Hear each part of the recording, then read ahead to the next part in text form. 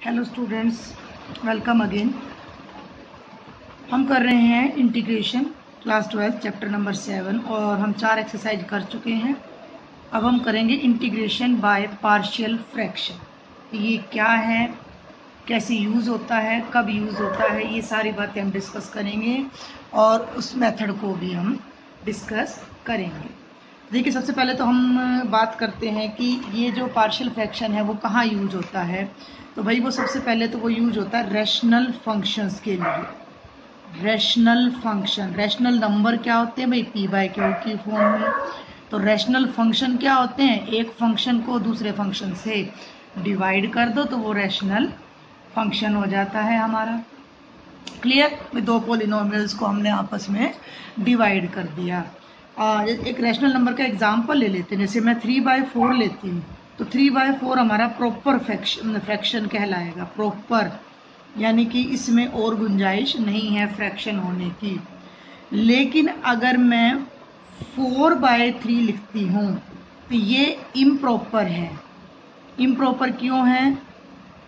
क्योंकि हम 4/3 को 1 + 1/3 लिख सकते हैं। Means 1 part is totally complete and 1/3 अलग से निकलेगा उसमें से। भाई 1 जमा 1/3 हो गया ना, ये 1 + 1/3, तो 1 कंप्लीट प्लस 1/3।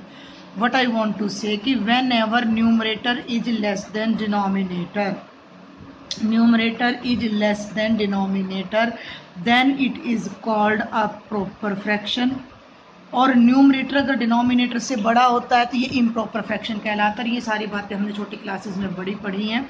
तो रैशनल फंक्शन के कॉन्टेक्स्ट में ये कैसे यूज होगा, px/qx। अब यहाँ पॉलिनोमियल हैं तो पॉलिनोमियल में तो छोटे बड़े का पता नहीं लगता, तो पॉलिनोमियल के छोटे बड़े को हम उनकी डिग्री से जज करते हैं, उनकी पावर से जज करते हैं। तो अगर px/qx जो है वो प्रॉपर फ्रैक्शन कहलाएगा, इट इज कॉल्ड, मैं एग्जाम्पल भी दूंगी आपको साथ में, अगर degree of px is less than whole degree of qx। समझ रहे मेरी बात को? px की डिग्री qx की डिग्री से अगर लेस है तो फॉर एग्जाम्पल ये ले लिया मैंने x² + 5x + 3 divided by 2x³ + 4x² - 7x + 9। तो यहाँ डिग्री 2 है और यहाँ डिग्री 3 है, तो this is an example of A proper fraction. तो इसको अब हमें अगर इंटीग्रेट करना पड़ जाए तो हम इनमें पार्शियल फ्रैक्शन को यूज़ करेंगे और वो पार्शियल फ्रैक्शन से हम इसे सेपरेट फंक्शंस में डिवाइड करके इजीली इंटीग्रेट कर सकते हैं। अंडरस्टैंड? दूसरा आ जाता है हमारा इम्प्रॉपर फ्रैक्शन। थोड़ा सा देखिए, बेस अगर हम समझ के करते हैं तो हमें लंबे समय तक वो चीज़ याद रहती है, और डायरेक्ट ऐसे रट लेते हैं, समझ लेते हैं विदाउट अंडरस्टैंडिंग द बेस, तो कॉन्सेप्ट हम कहीं ना कहीं फिर भूलने लग जाते हैं। तो ये px/qx is called improper if degree of px is greater than degree of qx। इसी को उल्टा कर लीजिए, 2x³ + 4x² - 7x + 9 divided by x² + 5x + 3। इस केस में हम क्या कर सकते हैं कि इसकी पावर लार्जर है इससे, तो हम न्यूमरेटर को डिनोमिनेटर से डिवाइड करेंगे। जैसे हमने यहाँ 4/3 में 3 से डिवाइड किया तो 1 + 1/3 आया, तो यहाँ भी हम डिवाइड करेंगे और डिवाइड करके एक टर्म तो कंप्लीट आएगी, उसको हम डायरेक्ट इंटीग्रेट करेंगे, प्लस फिर से हमारे पास एक प्रॉपर फ्रैक्शन आ जाएगा। ये क्या बनेगा, any polynomial plus any proper fraction. इन फ्रैक्शंस को, पॉलिनोमियल, इनको रैशनल फंक्शंस को इंटीग्रेट करने के लिए वी रिक्वायर पार्शियल फ्रैक्शन। उसका क्या यूज़ होता है, कैसे हम करते हैं, वो सारी चीज़ें हम देखेंगे। मैंने अपने लास्ट लेक्चर की एंडिंग में आपको थोड़ा सा इसका इंट्रोडक्शन भी दिया था। मैं आपको एक बार दिखाना चाहूँगी वो इंट्रोडक्शन, कि मैंने आपको दिया था 5/x + 3 × x - 2। क्लियर? ये प्योरली प्रॉपर फ्रैक्शन है क्योंकि ऊपर हमारे पास जो डिग्री है वो 0, इसके साथ 5 × 1 है ना, तो डिग्री 0 और यहाँ डिग्री 2 है, तो प्रॉपर फ्रैक्शन है। तो इस प्रॉपर फ्रैक्शन को हम ने ऐसे सेपरेट किया और इसको 2 सिंपल इंटेग्रल्स में हमने सिंपल फ्रैक्शंस में कन्वर्ट कर दिया, जिससे हमारा इंटीग्रेशन बिल्कुल इजी हो गया था। तो ये था पार्शियल फ्रैक्शन। अब ये चीज़ हमें थोड़ा ध्यान देना पड़ेगा कि किस टाइप के क्वेश्चन आएंगे तो हम कैसे फैक्टराइज इनको करेंगे। तो सबसे पहले तो मैंने जो अभी ये लास्ट क्वेश्चन आपको कराया था उसी टाइप में मैं आपको बता रही हूँ, कुछ प्रॉपर्टीज़ हैं। तो सबसे पहला मैं आपको बता रही हूँ कि अगर हमें कोई इस तरह की टर्म मिलती है P X plus Q divided by X minus A X minus B या X plus A X plus B, जिसमें कि A and B are not equal, means denominator के ऊपर लीनियर टर्म है। देखिए सिंपल भाषा में समझें, ऊपर लीनियर टर्म है या विदाउट लीनियर कांस्टेंट टर्म है और नीचे क्वाड्रेटिक टर्म है और उस क्वाड्रेटिक पॉलिनोमियल के फैक्टर हो रहे हैं, तो ही हम ये मेथड लगाएंगे। अब भाई फैक्टर अगर नहीं हो रहे होते तो हम जो अपनी 7.4 एक्सरसाइज थी जिसमें हमने लिया था कि this is equal to A times derivative of denominator plus B, वो मेथड हमारा लग जाता। मैं आपको 2 क्वेश्चन ऐसे लेके भी दिखाऊंगी जिसमें फैक्टराइजेशन हो रहा है और फैक्टराइजेशन नहीं हो रहा है। तो इस टाइप के क्वेश्चन को हम फैक्टराइज करके ऐसे लिख सकते हैं a by X minus A plus B by X minus B, and equating these 2 results हमें a और b की वैल्यूज मिलेंगी। उन वैल्यूज को जब हम यहाँ सब्स्टिट्यूट करेंगे तो वी कैन डायरेक्टली इंटीग्रेट। तो इस चीज़ को हम चाहेंगे कि हम एक एग्जाम्पल की हेल्प से समझें। तो सबसे पहले तो हम ले लेते हैं आपकी बुक से एनसीईआरटी से एग्जाम्पल नंबर 11। देखिए पैरेलल जब भी हम कोई चीज़ समझते हैं उसका एक एग्जाम्पल हमारे सामने लाइव आ जाता है तो हम बहुत आसानी से उस कॉन्सेप्ट को लंबे समय तक अपने दिमाग में बिठा सकते हैं। dx by x plus 1 into X plus 2। अब इस क्वेश्चन को करने के आपके पास 2 तरीके हैं, समझिए मेरी बात को।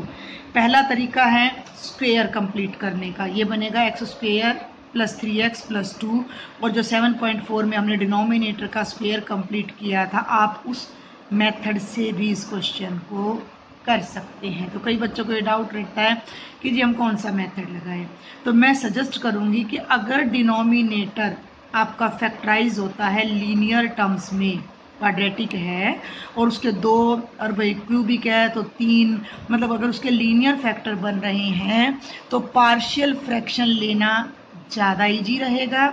अगर डिनोमिनेटर फैक्टराइज नहीं हो रहा है देन अगर हम स्क्वायर कंप्लीशन मेथड से करते हैं 7.4 से तो वो ज़्यादा बेटर रहेगा। तो हम क्या करें, अब इसको इंटीग्रेट करना है। तो हमने मान लिया let this is 1 by X plus 1 into X plus 2 को हमने मान लिया a by X plus 1 plus B by X plus 2, क्योंकि देखिए जब हम राइट में x प्लस 1 और x प्लस 2 को एलसीएम लेंगे तो ये चीज़ फिर से कंबाइंड हो जाएगी और न्यूमरेटर्स दोनों सेम आ जाएंगे।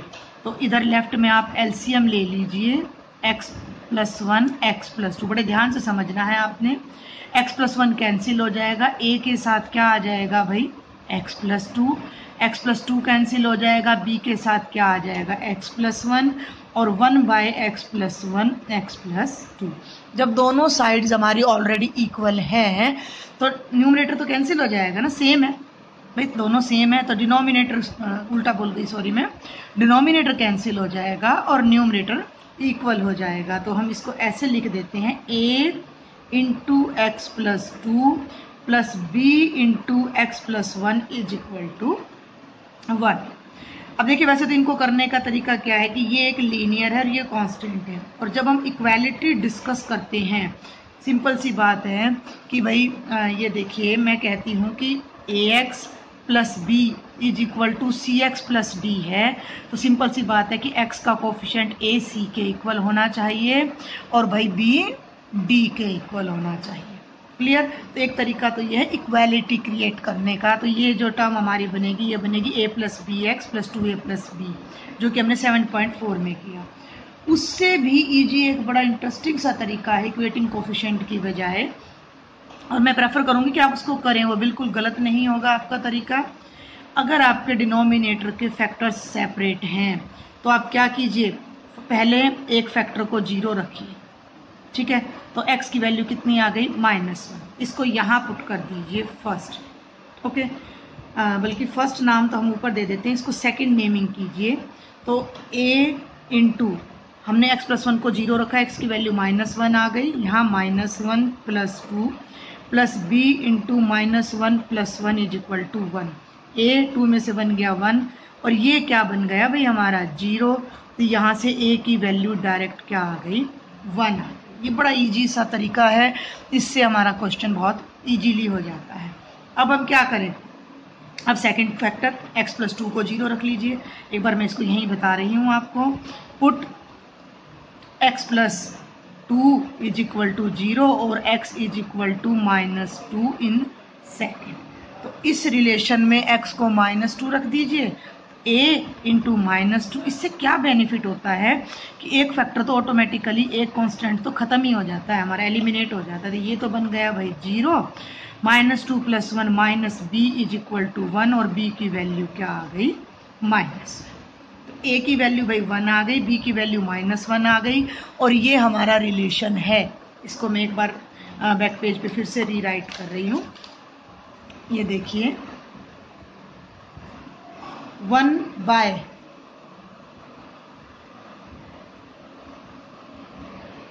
जस्ट अ मिनट 1 बाय, आपको दिख रहा है ना? हाँ जी, ये देखिए 1 बाय x+1 इंटू x+2 को हमने क्या सपोज किया था? a by x+1 plus b by x+2। Clear? और हमारी जो a की वैल्यू है वो 1 आ रही थी और b की -1, तो we can write it as 1 by x+1 -1 by x+2। Understand my point? आप इसको चाहें तो सॉल्व करके भी देख सकते हैं रफ में। ये देखिए हम एलसीएम ले लेते हैं, x+1 x+2 cancel, x+2 minus bracket x+1 x cancel, 2 में से बन गया। यही टर्म हमारी फिर से आ गई। मतलब एक टर्म को हमने 2 की एडिशन या सब्ट्रैक्शन में रिप्रेजेंट कर दिया। अब हम क्या कर देते हैं? Integrating both sides, okay. Integration of 1 by x+1 by x+2 dx क्या बनेगा? 1 बाय इसका भी इंटीग्रेशन -1 बाय x+2 dx। और ये इंटेग्रल हमारा बहुत इजी होने वाला है। 1 बाय x का क्या होता है? log modulus of x+1 minus log modulus of x+2 plus c। और आप लॉगरिथम m-n है तो log modulus of x+1 by x+2 plus c। ये देखिए ये हमारा क्वेश्चन कितना इजी हो गया है।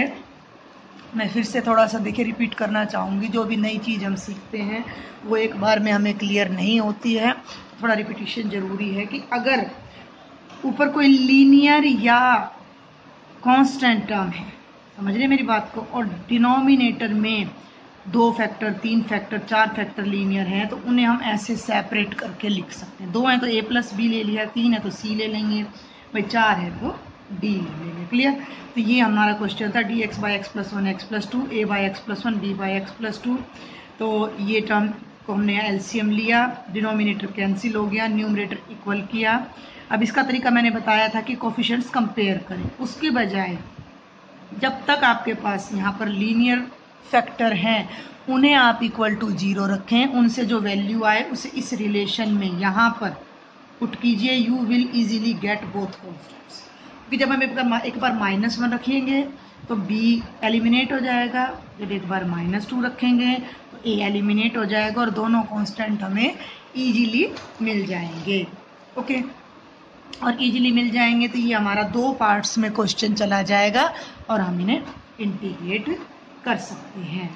इसी क्वेश्चन को भाई मैं एक बार थोड़ा सा और डिस्कस करना चाहूँगी आपके साथ। कई बच्चों को डाउट होता है कि भाई कौन सा मेथड हम लगाएं, तो मैं बार बार कह रही हूँ कि अगर अब आप 7.4 के भी कई क्वेश्चंस को पार्शियल फ्रैक्शन से कर सकते हैं। ये देखिए ये क्या बनेगा? ये बनेगा x² + 3x + 2। अब हम वही 7.4 वाले मेथड पे आ जाते हैं कि x का कोफिशिएंट 3 का हाफ भाई 3/2 का स्क्वायर 9/4 ऐड करिए और 9/4 सब्ट्रैक्ट करिए। Got it? समझ आ रहा है आपको? X square plus 3x plus 9/4 plus 2 minus 9/4। ऐसा क्वेश्चन आया भी था हमारा। तो भाई ये बनेगा x प्लस 3/2 का होल स्क्वेयर माइनस 1/4 आएगा जो कि 1/2 का whole square. dx by X square minus A square, क्या फॉर्मूला था भाई? Log modulus of 1/2a, a का मतलब 1/2 log modulus of x minus a, यानी कि x प्लस 3/2 माइनस 1/2, और भाई x प्लस ए तो x plus 3/2 plus 1/2 plus c, 2 से 2 कैंसिल हो गया, और ये आ गया लॉग मॉडुलस ऑफ 3/2 में से 1/2 गया तो 2/2 यानी 1, और 3/2 प्लस 1/2 4/2 2 यानी x plus 2 plus c। Same answer you are get. Clear? मेरी बात समझ आ रही है आपको? ये मैं प्रेफर क्यों नहीं कर रही, क्योंकि कई बच्चों को स्क्वायर कंप्लीशन में दिक्कत आती है, वो यहाँ पर साइन की मिस्टेक्स कर जाते हैं और उससे फिर उनका सारा आंसर डिफ़र कर जाता है, चेंज हो जाता है। तो इस वजह से मैं कह रही थी कि अगर आपका डिनोमिनेटर फैक्टराइजेबल है, उसके लीनियर फैक्टर बनते हैं, तो आप पार्शियल फ्रैक्शन को लेके चलें, it will be much better. तो मैंने एक ही क्वेश्चन को दोनों से कंपेयर करके आपको दिखाया है। अभी आपको जो इजी लगे वो मेथड आप ले सकते हैं, लेकिन जहाँ ये टर्म फैक्टराइज नहीं हो रही वहाँ तो आपको स्क्वायर कंप्लीशन से ही ये क्वेश्चन करना होगा। Got it? Now come to the example number 12।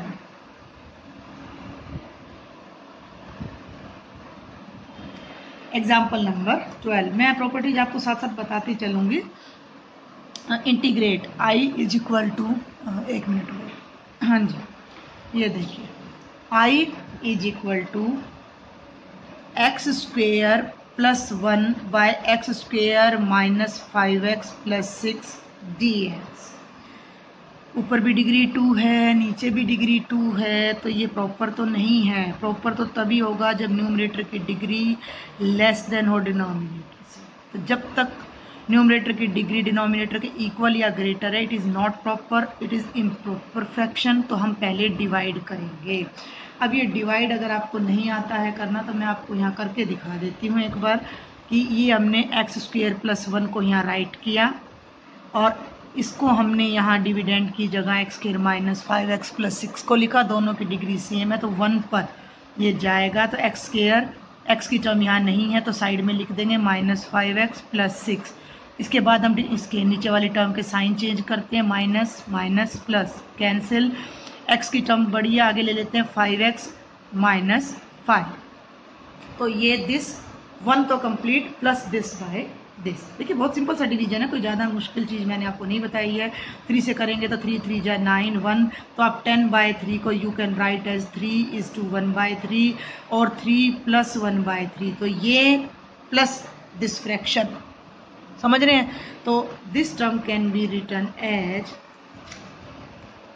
पहले हम इस टर्म को ही लेंगे भाई, इंटीग्रेशन का साइन हम बाद में लेंगे। X square plus 1 by x square minus 5x plus 6 is 1 plus ये reminder 5x minus 5 divided by x square minus 5x plus 6। इस टर्म को हम ऐसे लिख सकते हैं। तो जब अब इसका इंटीग्रल करेंगे तो 1 का भी होगा और इसका भी होगा। अब 1 का तो x हो जाएगा, हमें कोई दिक्कत नहीं। इसको देखते हैं तो ऊपर से 5 कॉमन आएगा, x माइनस 1, और डिनोमिनेटर के फैक्टर बनेंगे भाई x minus 2 into x minus 3। Clear? अब इसको हम पार्शियल फ्रैक्शन से करेंगे। ओके, तो अब हम इसको फिर से ले लेते हैं। आप इसको कोई नेमिंग कर दीजिए, कोई इक्वेशन को नाम दे दीजिए, name it as equation number 1। Now consider, ये ले लीजिए, आप 5 को भी छोड़ दीजिए, तो ये बन जाएगा x minus 1 by x minus 2 into x minus 3। दोनों फैक्टर बिल्कुल अलग अलग है, लीनियर हैं, तो a by x minus 2 plus b by x minus 3। तो राइट साइड में जब आप x माइनस 2 और x माइनस 3 को कॉमन लेंगे तो a into x minus 3 plus b into x minus 2, और ये आपका numerator. Denominator both side same है, कैंसिल हो जाएगा और इसे इक्वल करेंगे, खोलेंगे नहीं, मैं बार बार आपको बता रही हूँ, ये बहुत इजी पड़ेगा आपको। तो आप क्या कीजिए कि पुट, अब एक फैक्टर है x-2, तो put x-2 is equal to 0 और x is equal to 2 in second. तो 2 यहाँ रखेंगे तो 2 में से बन गया 1 इज इक्वल टू a, यहाँ 2 रखिएगा तो -1 प्लस 0, तो a की वैल्यू क्या आ गई भाई, -1 आ गई। अगेन बिल्कुल भी रॉन्ग नहीं है ये मेथड, कहीं आप सोचे कि ये wrong, it is mentioned in many books. तो x-3 इज इक्वल टू 0, तो x इज इक्वल टू 3 रखेंगे हम सेकंड में, ये है भाई सेकंड, अपना हाईलाइट कर लिया करो ना ध्यान रहे तो। 3 रखेंगे, 3 में से 1 गया 2, ये 0 प्लस 3 में से 2 गया 1 b, तो भाई हमारी जो b की वैल्यू है वो कितनी आ गई, 2 आ गई। तो जो x-1 है फ्रॉम सेकंड, ये देखिए ये सेकंड आपके सामने है, तो x-1 क्या बन जाएगा हमारा, -1 टाइम्स ऑफ x माइनस, नहीं सॉरी सेकंड में नहीं रखेंगे हम, इधर रखेंगे, इसको मैं नेम देना भूल गई तो हम स्टार कर देते हैं इसको, तो ये आ जाएगा भाई हमारा फ्रॉम स्टार। ओके, तो x-1 bye x-2 into x-3 क्या बन जाएगा, a का मतलब भाई -1 बाय x-2 और b का मतलब 2 बाय x-3, समझे। अब इस रिजल्ट को हम फर्स्ट में यूज करेंगे, तो फ्रॉम फर्स्ट, अब मैं फर्स्ट को लिख रही हूँ, देखेंगे जरा। फर्स्ट इक्वेशन है हमारी x² + 1 bye x² minus 5x + 6, और ये था हमारा 1 + 5 टाइम्स ऑफ x-1 x-2 और भाई x-3, और ये वैल्यू हमारी इधर आई हुई है थर्ड में, इसको यूज कीजिए। तो 1 देखिए +5 और ये कंप्लीट टर्म है, तो ये जो 5 है, ये जब ये टर्म यहाँ आएगी तो 5 इनके साथ ही जाएगा, तो ये बन जाएगा -5 बाय x-2 और +10 बाय x-3, गॉट इट। तो ये अब हमारा इंटीग्रल दोनों तरफ लगा देते हैं, integrating x² + 1 x² - 5x + 6 dx, इस पूरे का integral, integration of 1 dx, 5 times integration of 1 by x-2 dx, 10 times integration of 1 by x-3 dx। 1 क्या बन जाएगा भाई अपना, x -5 log mod of x-2 + 10 log mod of x-3 + c। ये था हमारा 12th एग्जाम्पल, और ट्राई कर लीजिएगा। अदर क्वेश्चंस मैं आपको नेक्स्ट वीडियो में बताऊंगी, इससे रिलेटेड आप जो क्वेश्चंस एक्सरसाइज के कर पाएंगे वो मैं थोड़ा आपको आइडिया भी दे देती हूँ। आप question number 1 2 3 4 5 6 questions you can try very easily. तो मैं चाहूँगी कि इस लेक्चर को देखकर आप पहले 6 क्वेश्चंस ट्राई करें, टेल मी द डाउट्स, और उसके बाद हम आगे फिर फर्दर क्वेश्चंस डिस्कस करेंगे। कोई डाउट है, कुछ क्लियर नहीं हो रहा, कुछ समझ नहीं आ रहा, तो प्लीज़ आप मुझे कमेंट बॉक्स में रिप्लाई ज़रूर करें। समझ आ रहा है तो भी रिप्लाई करें, नहीं आ रहा है तो भी रिप्लाई करें। Thank you students.